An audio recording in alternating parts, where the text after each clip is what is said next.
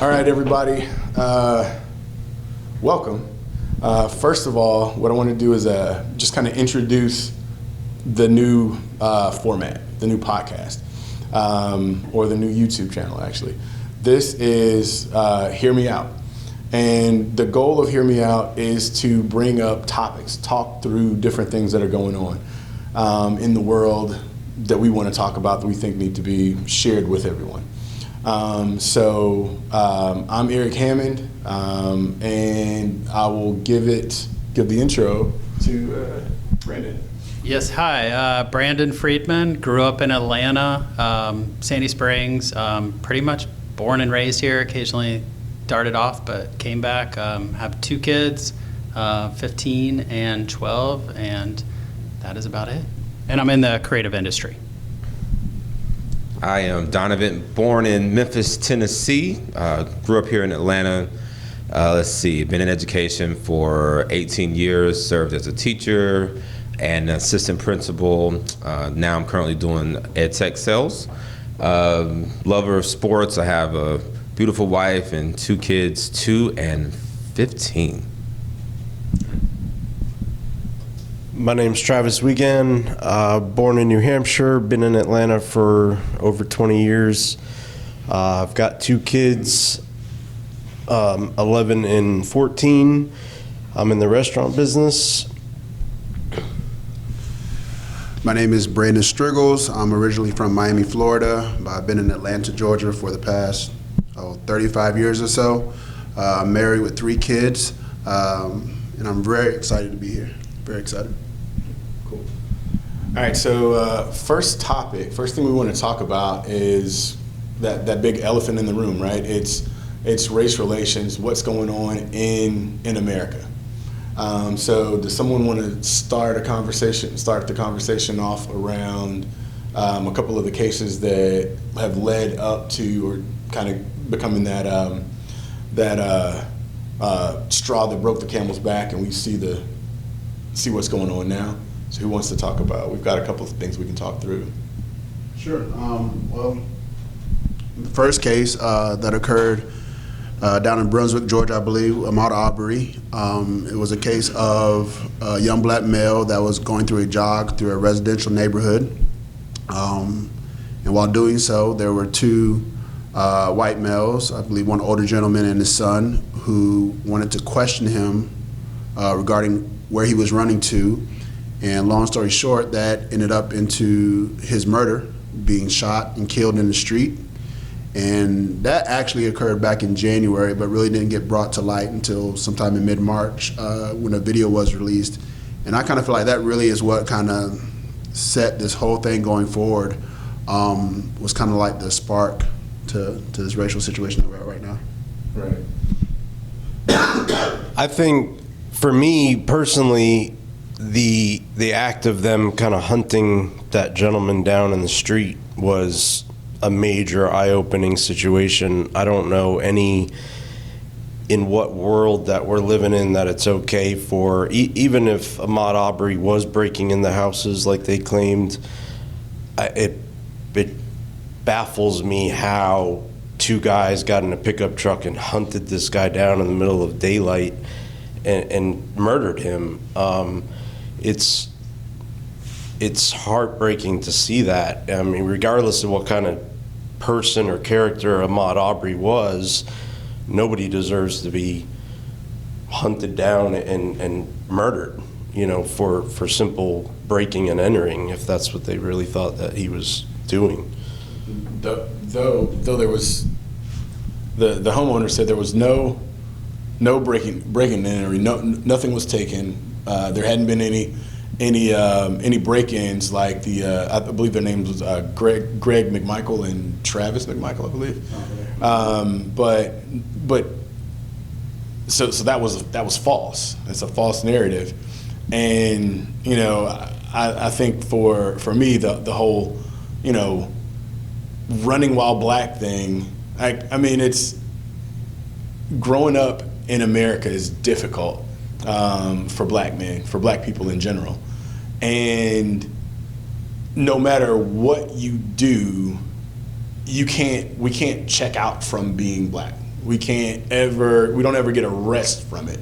It's great being black, and I'm not saying it's not, and I love being black, and I'm proud of it, but there's so much that happens to us, and it's finally hitting the mainstream conscious, and that's the thing that makes me feel good, but it also is, that's why we are doing this, is to have these kinds of conversations to make sure that everyone understands what's going on, why we feel the way that we feel, why America at large and the world at large is seeing the same thing, because it doesn't seem to be just it's not just here in Atlanta, it's not just in America. You see Australia and New Zealand and places like that, you see the same thing going on with the Aboriginal people there, which are black people there. But I digress. Yeah. The thing with Ahmaud that it was really just sad to see, and the Ahmaud murder kind of just sparked a sense of emotion that kind of tipped over and boiled over with everything else that happened. And so one thing that was upsetting about Ahmaud was, why was it not reported initially? And then you have the cover-up from the DA's office, which was baffling and dumbfounding. Then you have this trying to attack his character, which has nothing to do with the way that they hunted him down and murdered him. Yeah, and there's so no justification for that. There's no justification, right? And so you sit from afar and you're looking at everything, and the recent incidents really made me think of, that could be me. Looking for a house, or just looking to ways to upgrade your house. You drive by a neighborhood and you're like, I don't have $1 million house. I'm like, I can have $1 million house things in my house. So what do they have, right? Oh, they got, things that shut, whatever, right? And so you go and you look. Like, that is a very common practice. And so that was the beginning of that. I mean, they all could have been me, but that was like, I do that. I specifically go in houses, and then, what's going to happen to me? I haven't been in the house since.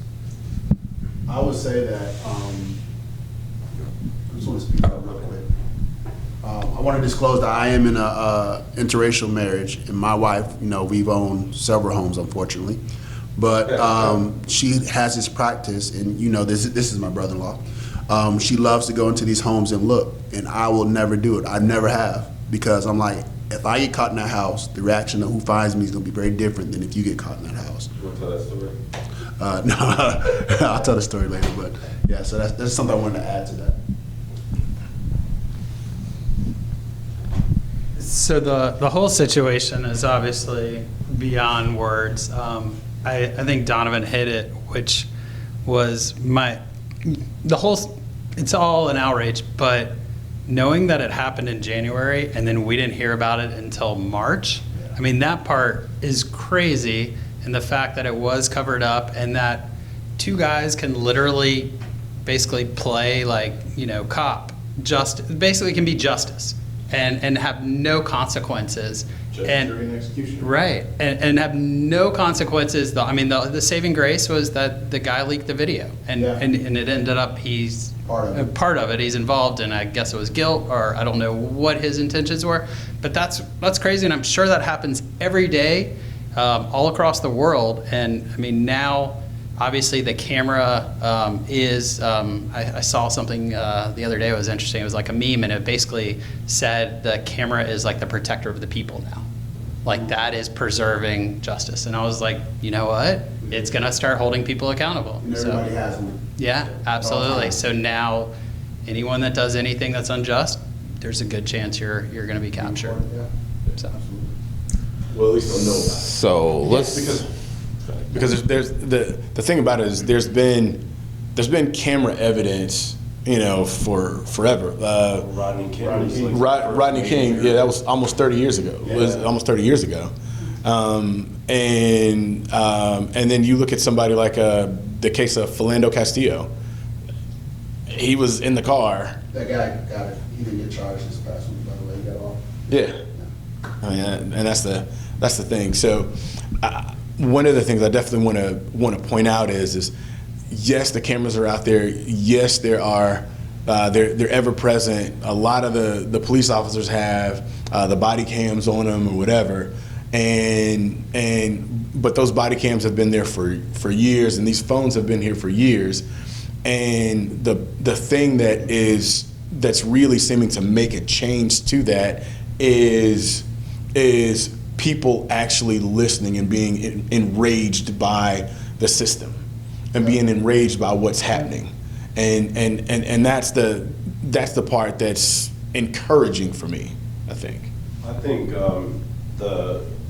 what's going on with the riots is actually, it's sad that there's looting and all that, and there's a good amount of those people that are looting just for the sake of looting, not because they're really sticking up for that cause. But the riots, I think, are important because we're obviously, as a nation, we're not listening to the silent protests or the peaceful protests that have been going on since Kaepernick started that movement. And I'll be honest, when Kaepernick started his kneeling, I fell into that group of, oh, he's disrespecting our country, he's disrespecting the flag, and now I'm like, damn, he was trying to get the message out. You really made that? Yeah, I definitely made that switch, and I'll be honest, I voted for Trump, and now I'm thinking, like, this guy's perpetuating hate in our country. I really feel like he is not, whether he's truly a racist or not, but he's definitely not helping the country come together and solve this racial issue.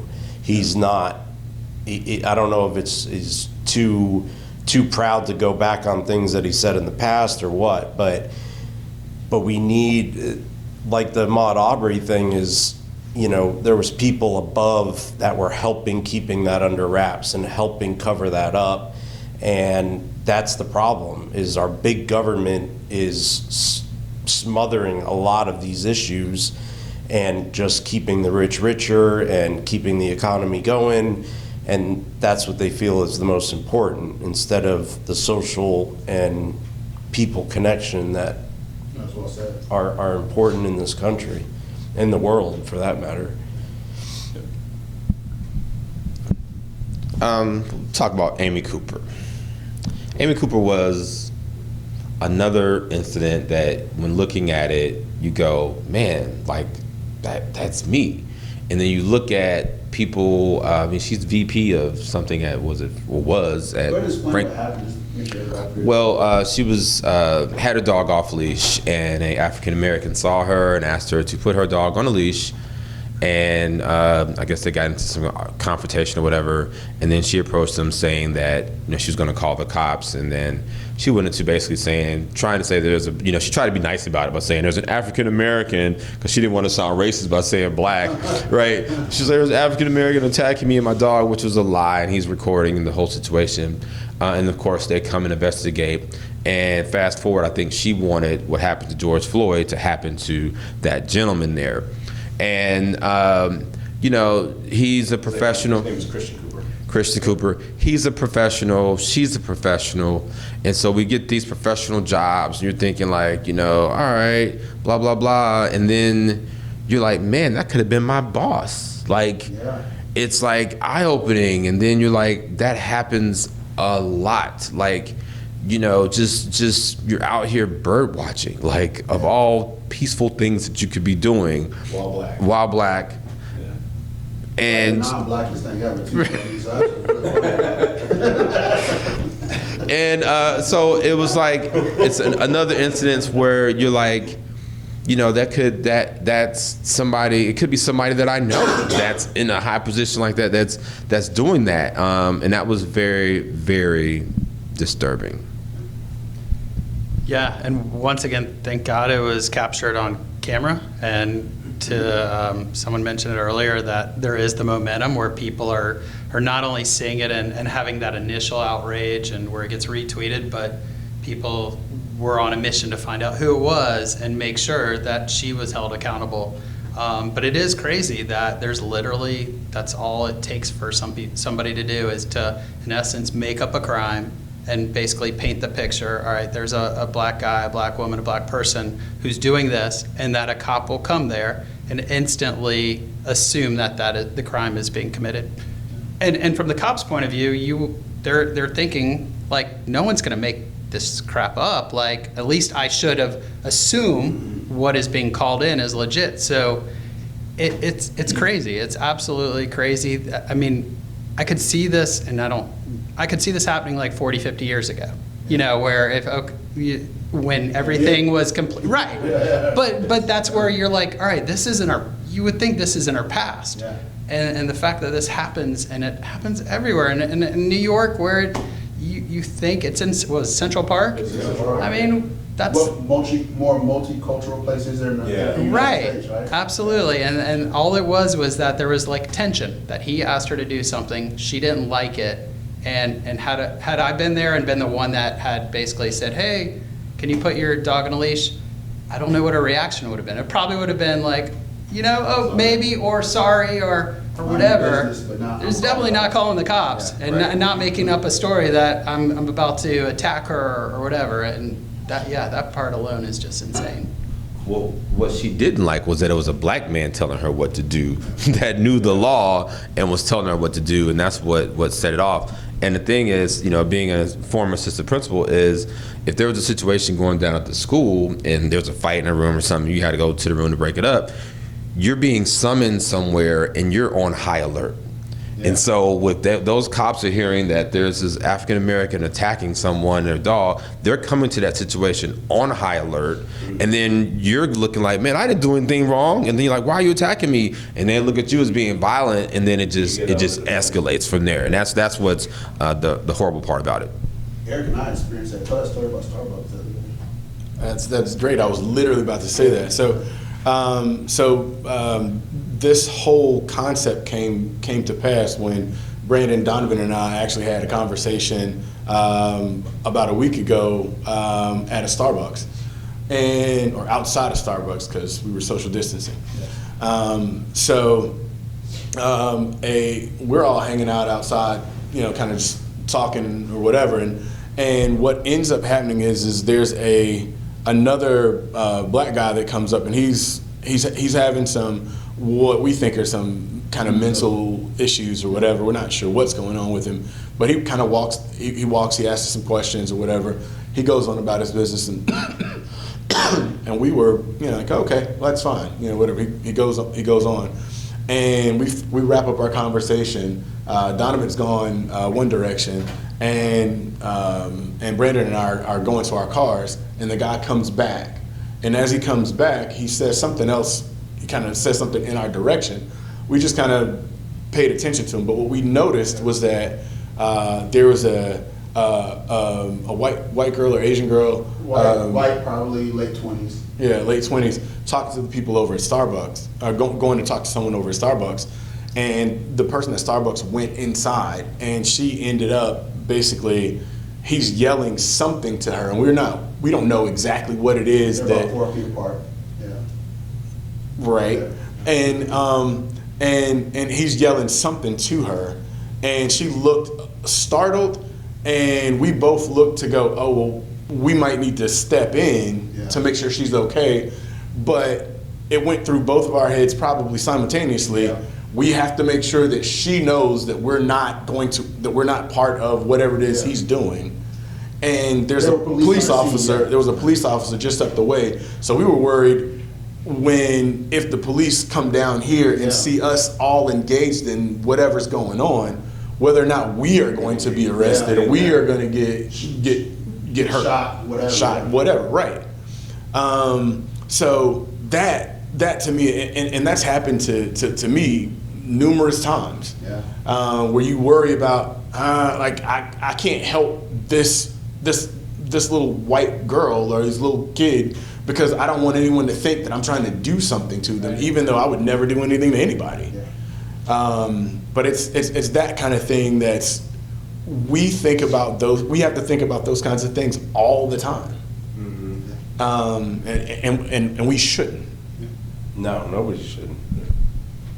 So this was probably about 2 years ago. As I said before, I'm in an interracial marriage, and I was picking up my niece, Ella, Travis's daughter, from her mother It's somewhere in Woodstock, Georgia. So I pick her up. I think it was at a Bojangles. So we pick her up, and she's in the car. And obviously, she's maybe 12 years old, a couple years ago.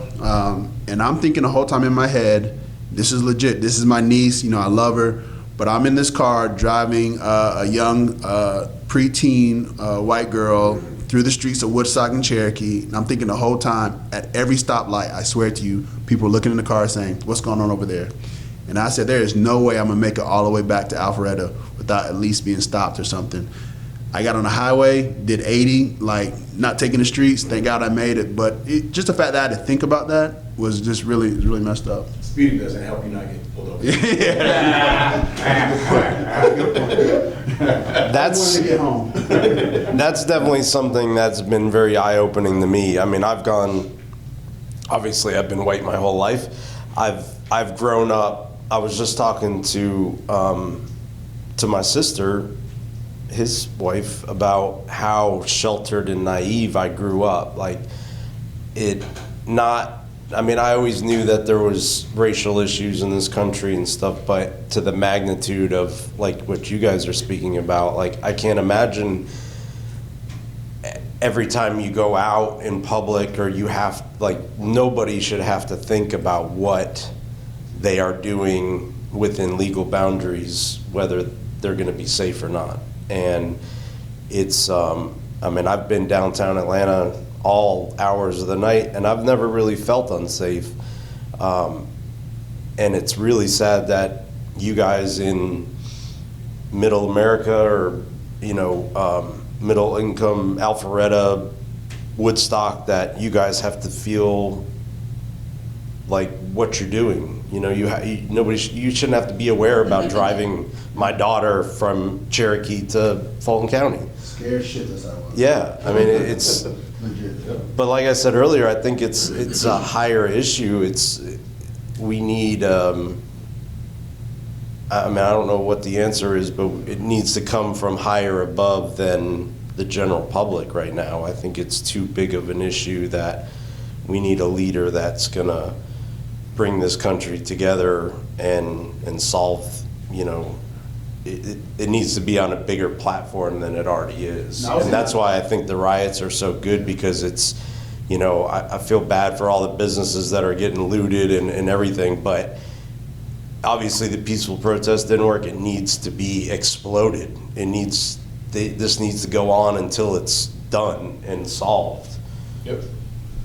There's, Brandon and I have had this conversation. I think Donnie and I have had this conversation too.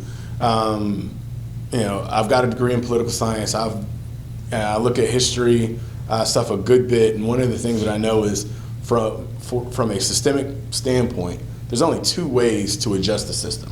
One is from inside the system. You get inside the system, you adjust the system from the inside. The second way is total and utter annihilation of that system and creating a new system. The other thing that I like to say is that with regard to kind of black people in America, for the last 60 plus years, we've been kind of focused on the Martin Luther King way of going about things. Extremely nonviolent, turn the other cheek, that kind of a thing. And what I've seen over the last 5 years is people getting fed up with turning the other cheek because you just keep getting slapped. And that pushes you into that more Malcolm by any means necessary. And that's what America is experiencing right now with the protesting and the rioting and unfortunately some of the looting as well. That's seeing a lot more Malcolm. And I keep saying that if we probably want to stop there, because the next evolution of that movement is Nat Turner. And we know what happened with that Nat Turner revolution, right? It was not good. So what we don't want, what we want to do is come up with solutions right now. We need to come up with solutions right now, because as Travis alluded to a little bit earlier, Kaepernick he did everything he could. He said, hey, he said, I want to protest. And he started sitting down. And when he started to sit down, people were, that was terrible. That was the worst thing ever. And he got a lot of backlash from that. So he went and talked to a Navy SEAL, and this Navy SEAL actually confronted him, is what I heard. And they had conversation about it. And he said, well, kneeling would be the best thing that you could do, because when we kneel, it's respect, there's reverence or whatever, but it's showing respect and reverence. And he said, well, that's what I'm going to do. And he started doing that. And that set the world on fire, or set the United States on fire. And now the thing that's, I think, probably the most interesting to me now is when we see the protesters. What I've seen a lot of is protesters going out there and the police coming out and obviously before curfews or whatever. But what ends up happening is they're walking with the protesters, or they kneel with the protesters. Mm-hmm. And it's so wild to me to see them going, oh, we're going to go backwards in this cycle, going backwards into that protesting. Let's see if we can get everybody to kneel. I think that's what TJ was saying before. Like, the realization is, man, if we had supported this type of peaceful awareness movement before, then maybe we wouldn't be in the situation we are now. And that's a very powerful image when you see that. Yeah.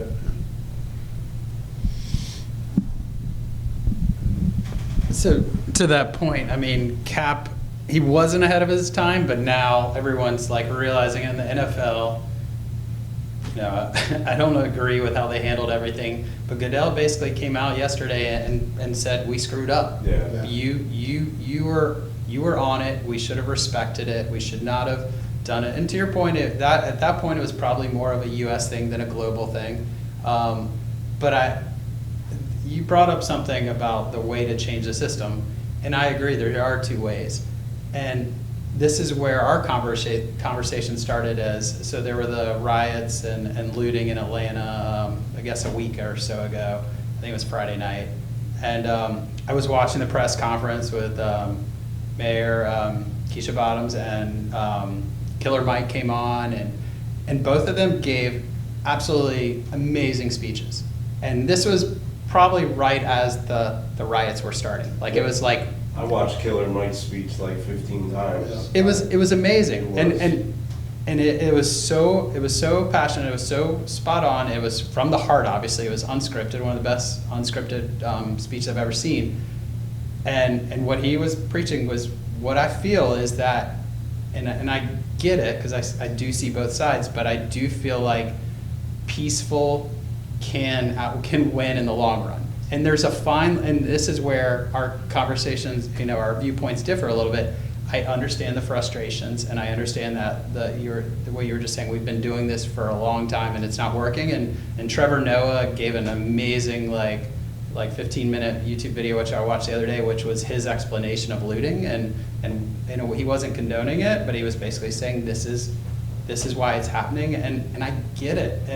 But in my mind, if you want to win the game, you want to have as many people on the same side. And I feel like looting, not rioting, to me is a little different. When you're in the streets and you're raising hell, and you are raising hell against the people that are bringing the brutality. So if it is cops, and you set a cop car on fire, and I'm not saying it's okay to set a cop car on fire. They burned down a precinct in Minneapolis. But if you are the people that you hold that anger toward, and you are literally demonstrating to them, versus going into shops, restaurants that have no connection to what you're doing, and some of them are black owned, and some of them are mom and pops, and some of them, and so that's where I kind of, and I think it ends up there. And like I said, I don't think there's a right or a wrong, and it's completely, what side is. I feel like you potentially have this momentum with these protests, and when you go over here, you lose a little bit of momentum, and we start talking about the riots and the looting versus what's the bigger issue, which is we want to solve this inequality, versus the media just showing everything on fire and showing people that are, there's lots of people doing it, and who knows how many were part of the purpose, and some people were just opportunistic, and there was anarchists, and there were obviously there's video and there's pictures of white people just going in and graffitiing, and there's all sorts of shit. People work up all sorts of stuff that people are coming in from every direction. So I have no clue on that world, but that's where I feel like the looting kind of distracts from the bigger picture of like, all right, we need to get everyone to see the problem, to empathize it, and then let's talk and figure out how the hell we're going to do it. And yes, there will be rage, but when there's just blind rage out here, some people start to lose empathy for those people and say, well, all right, you had me and now you're losing me again. Yeah, I'm not really down with the violence either. And I know people go through different stages of grief, right? And I'm still in that like disbelief, like, oh my God, what's happening, processing phase. And people at my job will, hey, how's it going down there? And I'm like, man, I work all day. I got a 2-year-old. Like, I'm trying to do the family thing. And there's a lot of peaceful protests going on that no one's talking about, right? In the news, you try to watch TV at night, and it's just like they're waiting for something violent to happen, right? And it's like, well, go to this scene, go to that scene, look at the National Guard, they're pushing these people back. It's curfew, like, what's gonna happen? And I'm like, in Atlanta on Friday, at Centennial Park, there was a peaceful rally for like 4 or 5 hours. And nobody knew about it unless you were like on Instagram, you saw people's posts. And that's what I want to see more of. And I want to see more of the good things going on. Like I said, I'm still processing like what happened to George Floyd, because it's just like, it's I don't know. I'm still in that like sad, grieving stage. Some people probably the rioters and looters might have gone straight to the anger phase, right? But that phase will end, and then we need to all come to the table and make sure that we're on the same page, trying to end, identify the cause, which is racism, right? And then come together and think of ways. And so I'm in my mind like, what can I do? What can I do? What's going to be the most effective? Not what can I do right now? But I want it to be long term. I want it to be, while there's not an issue happening, 3 months from now, we still want to keep the conversation going. We want to keep it moving, and that's kind of, what I want to do on a positive note. Right. There's probably a natural segue there. So we spoke about the George Floyd case, or George Floyd incident, where Floyd was, he was, the cashier said that he passed a bad $20 bill, said that it was a counterfeit bill, called the police came out, and were trying to arrest him.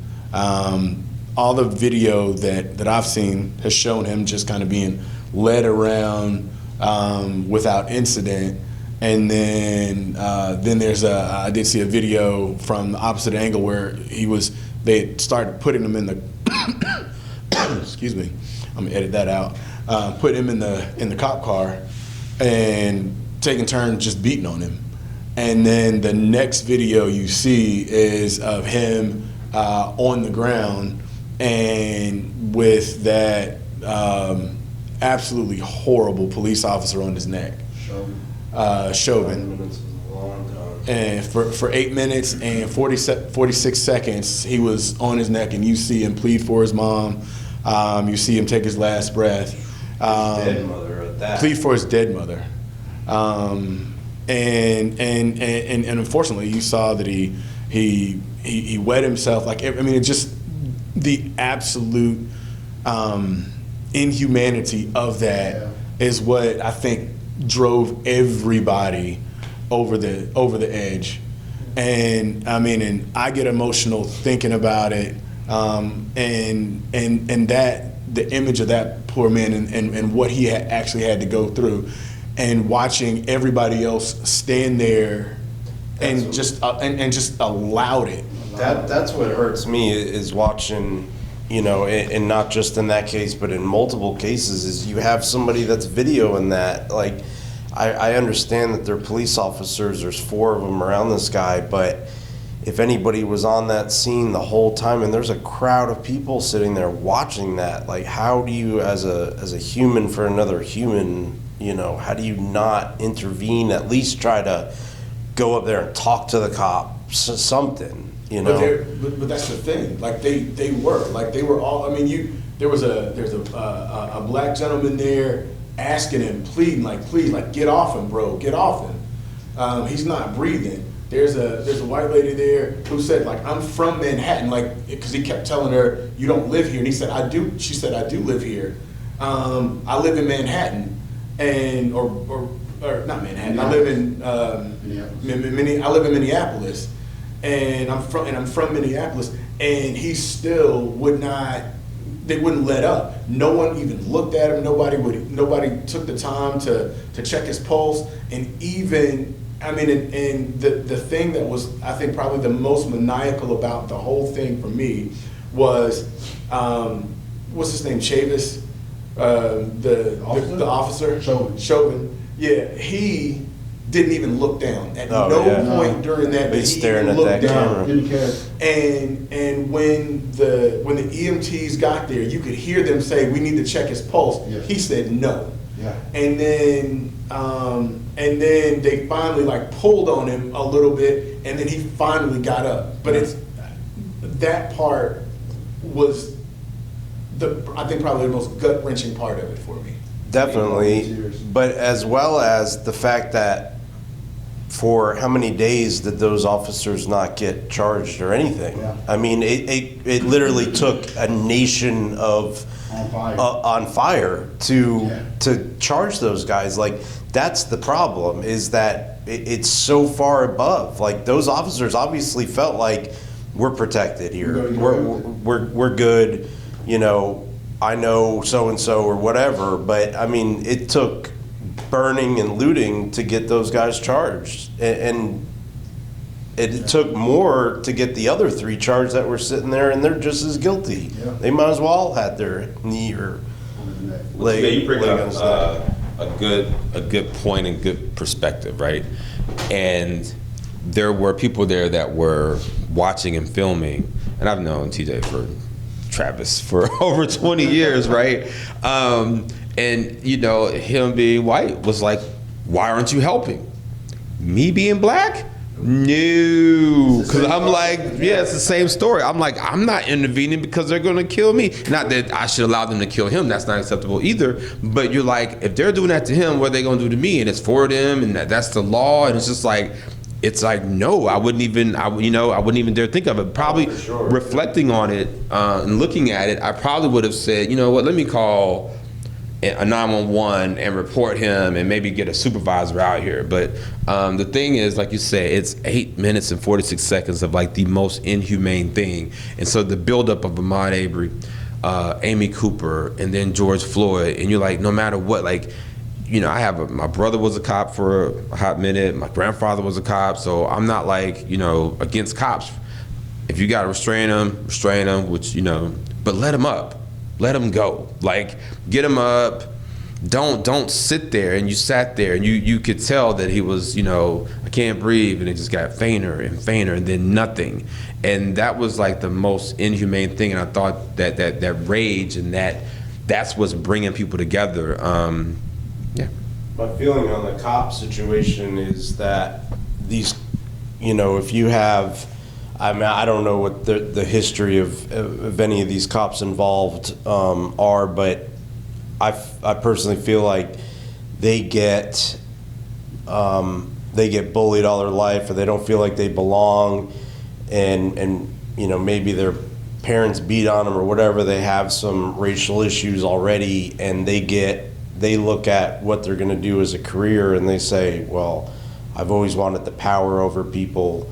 They go and get a job as a police officer, and then they get to flex that ability.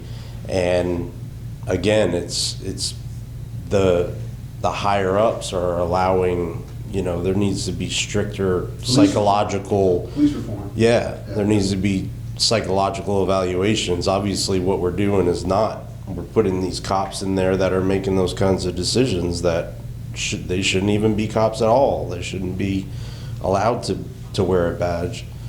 Yeah, the brotherhood of cops is very, very strong, and that's part of the It's problem. the blue code, right? Because you saw 59 of those guys walk out the other day too. Yeah, and I think a big part of that is their training. So I just saw a stat the other day. I think they get 8 hours of de-escalation. So that's basically one day, and then I think they do weapons and everything else for like 70 hours. So you're talking about like, what, 15% is de-escalation, or my math is not good right now.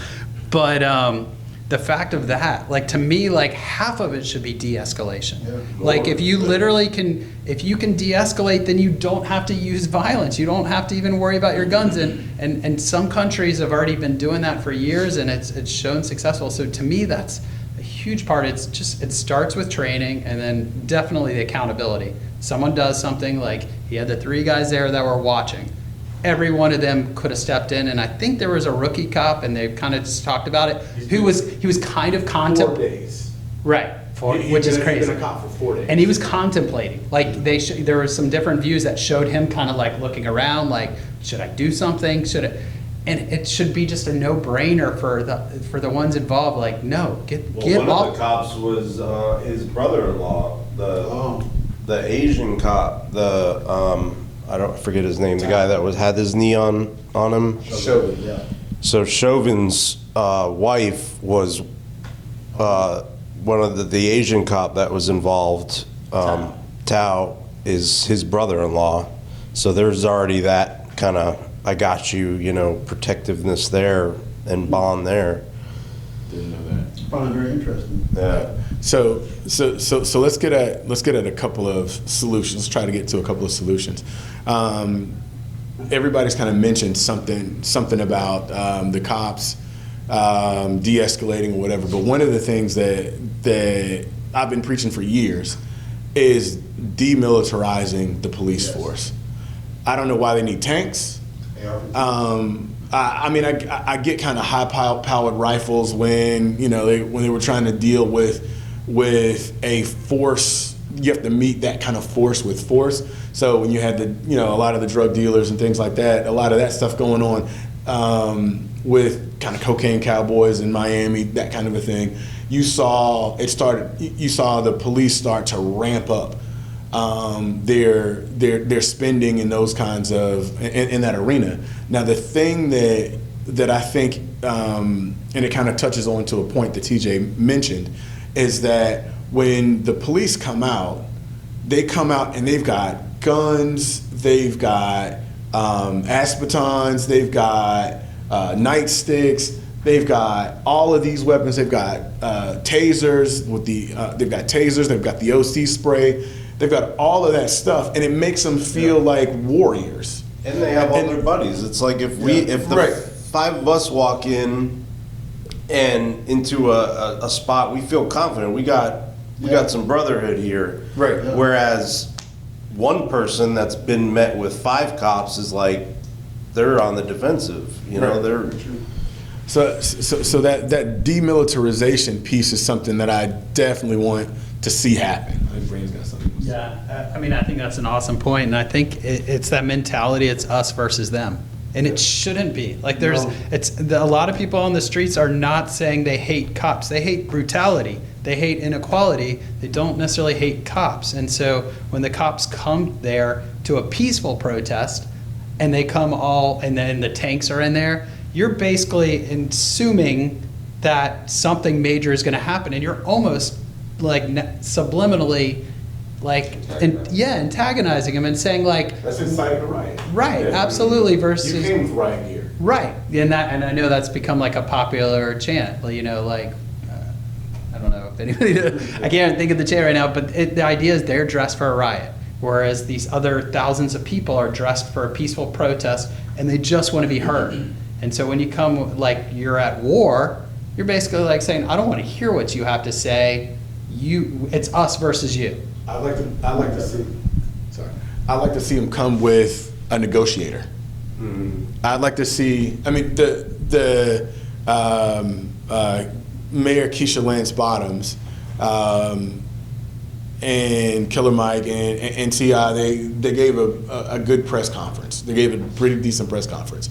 What I believe would have been even better is if she came out from whatever building it was she was in that first day with all of the cops. She could have had them in tow with her just to make sure she was safe, but get up on top of a police car and have your moment where you connect to your residents, because the people that were out there are residents of this city and are residents of this state or whatever, and they elected you to be a leader.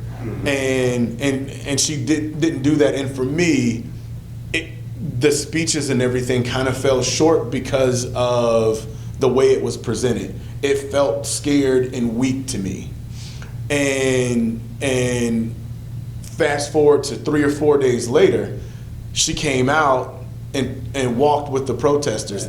That to me is a big moment. But also it shows the people someone is here to listen to you. And that's what we need is people coming out and listening, people coming out and providing a place where you could say, hey, like, I was heard. Yeah. And no one, and typically this would happen with, like, people say whatever they want. If these issues happened during President Obama's term, I guarantee you he would have made statement after statement. He would have been in Minneapolis. He would have showed up for the people. He'd have gave an amazing speech and probably could have helped quell whatever's going on and put things in place so that people can be listened to. And what we've got right now is a president who's pushing all of the responsibility down to governors, and then pushing the responsibility down to local mayors or whatever. And that's not what the country needs. Well, my breaking point with Trump was the "you loot, we shoot" comment. Yeah. Like that broke it for me. I was like, "Are you kidding me?" Like it's a much bigger issue than that. I want to go back to the solution of police reform. So, do you know the Atlanta police chief's name? Erica Shields. So Erica Shields went out into the streets and led that way. The police chief in Houston went out into the streets and led that way, and several other ones across the country. And I think that's the first step. So it's called the Blue Code, I believe, right? Yeah. Well, so the Blue Code needs to be, forgetting the pun, trumped by the human code, okay? You need to be a human first. And I think part of the issue is there are a lot of good police officers out there, but there are some bad ones too. And there are police officers of color that are not calling out the bad cops either. You have to get rid of the Blue Code. You have to be there to serve the constituents and the residents of the cities that you protect. And that's where it starts. Yeah, 100%. So, I mean, there's a lot of pieces to the puzzle, but to your point, and I think Chris Rock or someone just said this recently, which I just thought was so simple and so brilliant, is that you can't, if there are bad cops out there, but there should not be bad cops out there because it's one of the most important jobs in the world, like a teacher or something like that. And he said basically, you don't hear, an airline saying, oh, we apologize for the crash because we had a bad pilot, so please forgive us and fly with us again. There's no excuse. You cannot have bad cops. The training, it has to be one of the most qualified jobs, and they should be higher paid, and there needs to be a priority on that. And that will trickle down to everything else versus getting some people that are joining the force because they haven't found their calling in something else, and then they don't have anything to measure up to, like saying that you got charged for excessive sorry, cut it. Good. No, you've been charged for excessive force. There's people on on some forces that have like dozens of complaints. Chauvin had 18 excessive force. That's insane. And any other job, you are not going to be around versus you're staying at your unit or you're even pushed to another city and become their problem. And that's it. It's holding them accountable. As a restaurant manager, if I had one excessive force complaint against me, I would be fired. I mean, what sense does that make? We've been talking about this for a while, and it's just like they advertise to be a police officer with billboards. right? And you think about when you're going for a high quality or high level job, you don't see those advertisements on billboards. You have to be. You have to be 18 to be a cop, and it's like, in a high school diploma, right? And I'm thinking like maybe a associate's degree with a little bit of law background, like something, right? I think there needs to be more than that. And what we also probably got to look at is if this is happening all over the place, and there's this continual police brutality, like you said, are they teaching this? How do they know these techniques? Why do we keep seeing people with knees in their back and in their neck? Why do we keep seeing that? Probably because it's being taught somewhere. And, hey, when that code goes out, you drop what you're doing, and you can protect your brother, and you go.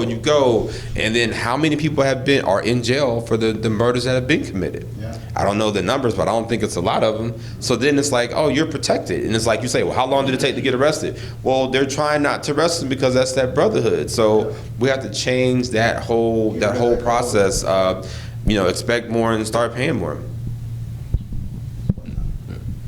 All right. Does anybody have any last words? I do. Okay. As part of the reform too, I think conversations like this from people from different backgrounds, some with dissenting opinions, is what's needed. I hope that if this gets seen by two people, that those two people share it with the other two people and it spreads, just so people have more conversations. I definitely think these conversations need to happen. There's far more good people out in the world than bad people, and we need to get rid of those people. I mean, we need to find ways to take those people out of power, not get rid of them, but take them out of power positions, because like Donnovant said,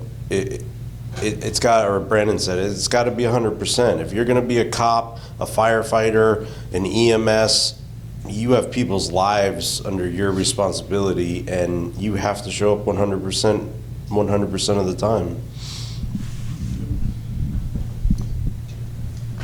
Yeah, I think it starts with conversation, and I think it starts at home, and amongst your coworkers and friends, and some of the conversations may be uncomfortable, and the thing about it is we don't have to agree on everything. It's literally just talking through things, and then realizing that it's all about trying to get to the greater good, and it's not a quick fix, and we all know that, and that part of it kind of sucks, but as long as we're all moving forward, then I think everyone can basically feel good and know, like, it's about the next generation. Like, hopefully our kids and their kids are in a place where there is empathy and compassion and everyone is treated equal. All right. I guess my last word is we want equality, we want justice, we want social reform, and end police brutality. Thanks to everybody for showing up for this, everybody for participating. This, I think, was really useful dialogue, and we will definitely have more. We're going to be focused on solutions for a long time. So think about the solutions.